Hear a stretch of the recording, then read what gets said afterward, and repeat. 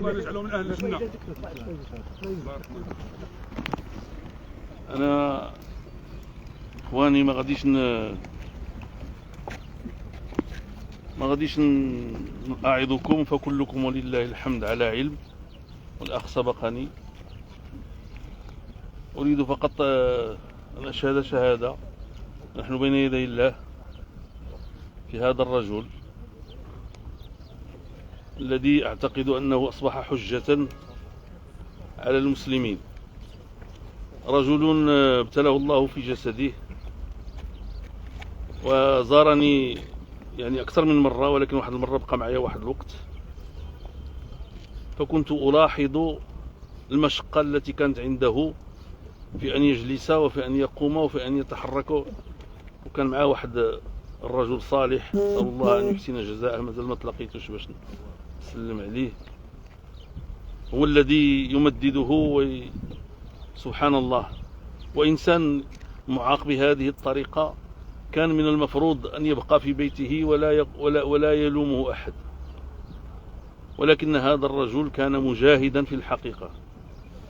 رجل تلقى الدعوة الإسلامية والدعوة السلفية، ويعني استجاب لهما ونضج فيه العلم، وخدم دينه بإخلاص وتجرد منقطع النظير،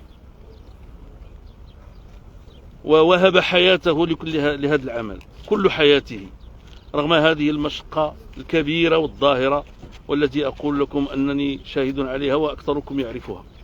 ولكن هذا أقوله للمغاربة الذين لا يعرفون هذا الرجل، لأنه مع الأسف أن مثل هذا الرجل يعرفه المقربون ويعرفه طلبة العلم، ولكن لا يعرفه الناس جميعا لإعراضهم عن ما يجب أن يتعلموه ويجب أن يعرفوه.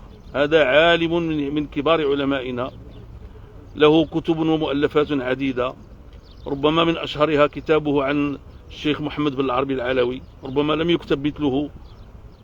وفي نفس الوقت كان يعني يحث على العلم ويحث على الكتابة ونشر إخبار الصالحين، وكذلك في نفس الوقت كان يقوم بالدعوة وينشر يعني دروسه، وله مؤلفات عديدة بطبيعة الحال أعرف. فالآن هذا الرجل انتقل إلى جوار ربه، وكدت ألا أحضر بسبب الطقس، ولكن في الأخير أخذت نفسي وتشجعت وجئت، ويسر الله الطريق ولله الحمد. وهو الآن غادرنا في الحقيقة على حين غفلة. أنا تتبعت حالته في مرضه، كان صديقا عزيزا وأخا كبيرا، وفي نفس الوقت كان رجلا وطنيا يحب وطنه ويخدم وطنه ويخدم دينه. فيعني لم يتأخر لما دعوته لكي يترشح للانتخابات، ولما وجدنا في ذلك عراقلة لم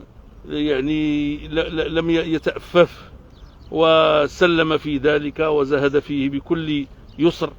هذا يعني نموذج من الإنسان المسلم في هذا الزمان. الإخوان، نحن في أشد الحاجة إلى نماذج من هذا القبيل، وكل واحد منكم إن شاء الله يجب أن يكون نموذجا من هذا القبيل. كل واحد منكم يجب أن يبذل مجهوده لكي ينشر هذا الخير، لأن هذا الخير هو الذي تعيش به الأمم، وهو الذي به تنجو في الدنيا، وهو الذي تنجو به في الآخرة. ما كاينش شي حاجة أخرى. الشيء الآخر كله دابا راه على الأقل قدام الناس هو مضروب في صفر وزاد تضرب في صفر. فالآن عندنا غير الله سبحانه وتعالى، خصنا نتمسك بالله وأن نتمسك بحبل الله المتين، ولا سبيل لنا للنجاة في الدنيا ولا في الآخرة إلا بهذا. وأسأل الله سبحانه وتعالى أن يرحم هذا الفقيد، وأن يرحم أن يكون لأهله من بعده، وأن يأجركم جميعا لما حضرتم إلى هذه الجنازة، وأن يعني يكون لنا فيما تبقى من أيامنا نتدارك ما بقي من أيامنا في طاعة الله، ونتجنب معصية الله، ونبني حياتنا على تقوى الله.